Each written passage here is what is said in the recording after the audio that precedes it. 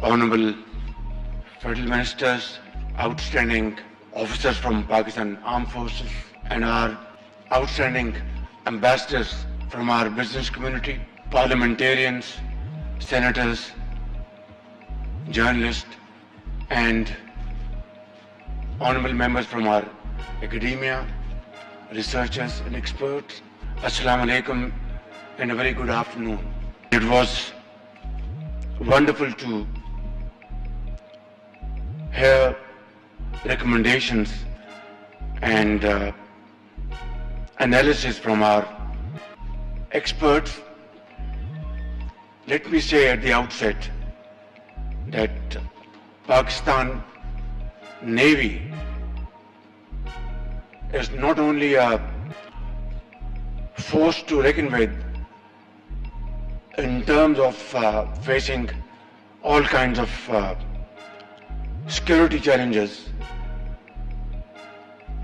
and safeguard our borders, which spreads thousands of miles on the coast and deep into the sea. Through its expertise, courageous officers, technology, and of course, above all, unwavering commitment to defend Pakistan's borders.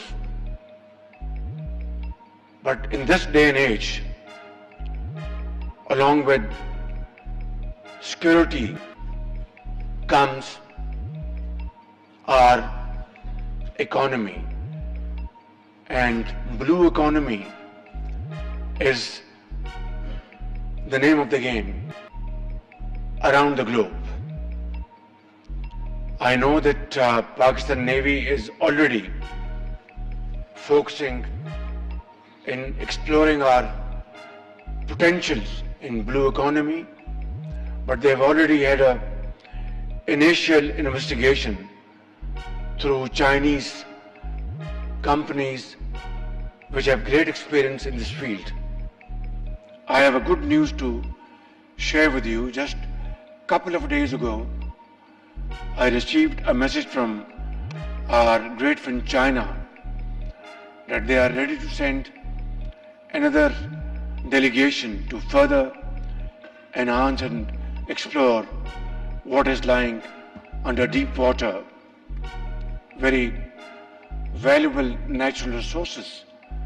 I think it's high time, Naval Chief, that we really focus on this, and I'm prepared to provide all sorts of help in this behalf, because there lies Pakistan's economic stability and Pakistan's progress and prosperity. Ladies and gentlemen, Gwadar Port is a linchpin, rightly said, in promoting our not only economic interests, but also promoting Pakistan's outstanding skills in shipbuilding, and also make this port a very robust commercial port in this area. Unfortunately, for a variety of reasons, this cause could not be enhanced, and we all know the reasons. Suffice it to say that we'll have to provide not only at Gwadar, but in the entire length and breadth of Balochistan. Not only that, entire Pakistan, security which is unbreachable, security where people of Pakistan find peace and solace, so that they can really commit their energies and their talent to promote Pakistan's well-being. In that, we have had various meetings in the recent past of Apex Committee and at various levels, and it is a iron resolve of the government of Pakistan, along with armed forces and all law enforcing agencies, to fight this menace of terrorism with full commitment. As I speak, almost on a daily basis, our officers, our Jawans, they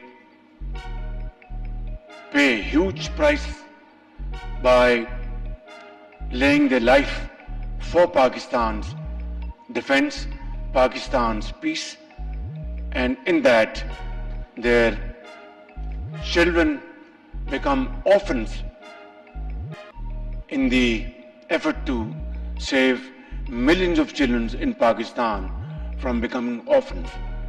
And this is, I think, our greatest example, unmatched in contemporary history, where huge sacrifices have been given by Pakistani soldiers, officers, ordinary citizens, doctors, engineers, mothers and children. And I think there cannot be a bigger manifestation or commitment of Pakistan to fight terrorism and completely defeat it, rather erase it from the face of Pakistan. That's our commitment, inshallah. But without this, Pakistan cannot make further progress in the field of economy, trade and commerce. In that, I have to say one point loud and clear, that by 2018, terrorism was defeated holistically by our brave soldiers, our ordinary citizens in KP, in Balochistan, in Punjab and Sindh. They all contributed. 80,000 of our people were martyred, and we suffered economic losses of more than $30 billion. And unfortunately, it has surged again. And we know the reasons. Some of them cannot be defended, but I'm not going to go into that arena. Suffice it to say that we will fight this menace again. We are fighting, and we will not rest until this menace is again defeated and pushed out of borders of Pakistan for all time to come.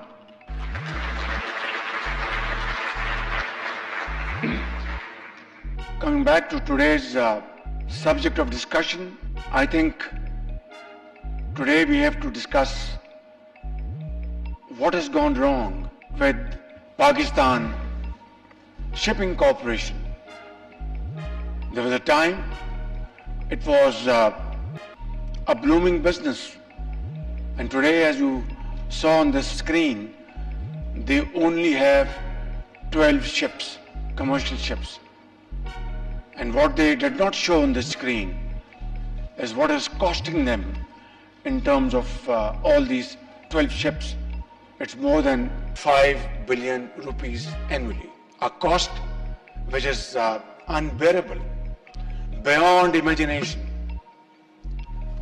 We have to go into its reasons, why it has come to this pass. And we are paying from our scarce foreign exchange resources. They said $7 billion, but even if it is $5 billion annually for our freight cost, I think we are allowing our economy to bleed. Similarly, there are other issues, and I have to say with a heavy heart, when I visited Karachi Port Trust this year in the month of July, when it was very humid. In Karachi is always humid. I had a lengthy session with the chairman Karachi Port Trust and his officials. The first slide they showed to me was how to develop a piece of land near Karachi port and convert into real estate and earn billions of rupees from this endeavor. My question was, are we focusing on Karachi Port Trust, or we are into the business of development of real estate? I think that is the question, a thorny question we have to ask ourselves and have a serious and sincere self-introspection. That is it the job of Karachi Port Trust to develop real estate or expand their shipping business, provide better facilities to importers, to exporters, have most modern facilities over there, technology, where without waste of time, goods are shipped outside Pakistan and imports are handled very efficiently. Today, if you see some of the ports in the neighborhood, they are world-class ports around the globe. Pakistan has been blessed by Allah Almighty with brilliant minds sitting here in this room and outside this room, spread all over Pakistan. Bankers, entrepreneurs, doctors, engineers, and whatnot. Everything is available in this country. Allah Almighty, through His infinite mercy, has rewarded Pakistan with infinite natural resources. They run into trillions of dollars.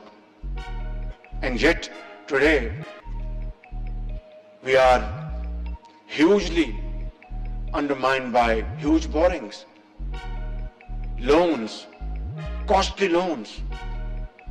You must have seen on the screens yesterday that Saudi Arabia, which is a very dear friend of Pakistan, a brotherly country, has again renewed $3 billion loan for another 1 year. Is this the way we have to really live our life and teach and give a lesson to our posterity, or change the course? 12 ships, we are spending 5 billion rupees. And on the other hand, we are borrowing loans from brotherly countries, friendly countries, day in and day out. That's not the way. We have to discard this course. Millions of people laid their life. Millions left their homes in India with this hope in their eyes that Pakistan will be a country where hard work, untiring efforts, and merit will be the order of the day.